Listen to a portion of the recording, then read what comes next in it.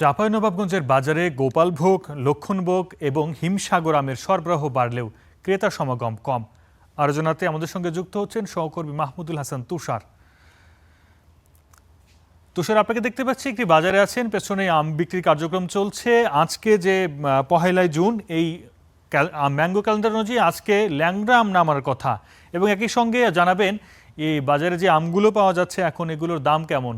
জি, আরিফ যেমনটি বলছিলেন, চাঁপাইনবাবগঞ্জ আমের রাজধানী খ্যাত। ইতিমধ্যে চাঁপাইনবাবগঞ্জে আম নামানো শুরু হয়েছে গত দুই দিন থেকে। চাঁপাইনবাবগঞ্জে আম ক্যালেন্ডারে ঘোষণা করা হয়নি, কারণ চাঁপাইনবাবগঞ্জের প্রাকৃতিক উপায়ে আম নামানো হয়। তবে চাঁপাইনবাবগঞ্জে ইতিমধ্যে খিরসাপাত, লক্ষণভোগ আম বাজারে এসেছে এবং গোপালভোগ আম, ল্যাংড়া আম কিছু আসছে।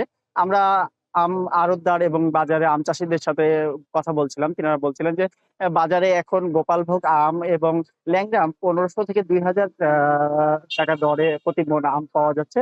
পাশাপাশি লক্ষণভোগ ৮০০ এবং ৮০০ থেকে ১,০০০ টাকা দরে পাওয়া যাচ্ছে। এবং খিরসাপাত আম ২,০০০ থেকে ২,৫০০ এর মধ্যে বিক্রি হচ্ছে।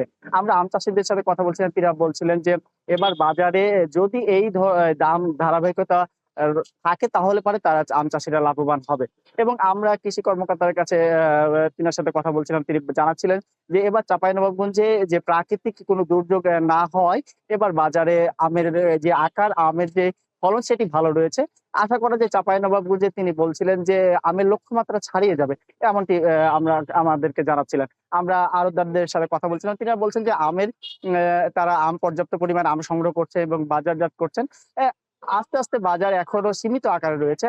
আর কিছুদিন পরে, হয়তোবা আর কয়েকদিন পরেই বাজার বা আরো বিপুল আকারে বাজারে আ আ লোক সমাগম দেখা যাবে এবং ক্রেতাদের ভিড় দেখা যাবে। আমরা অনলাইনে যে আম বিক্রেতারা রয়েছে, তারা ইতিমধ্যে অনলাইনে যেটা গ্রাহকদের কাছে চাঁপাইনবাবগঞ্জে আম পৌঁছানোর জন্য তিনারা চেষ্টা চালিয়ে যাচ্ছে এবং তিনারা প্রচার প্রচারণা ইতিমধ্যে শুরু করেছেন।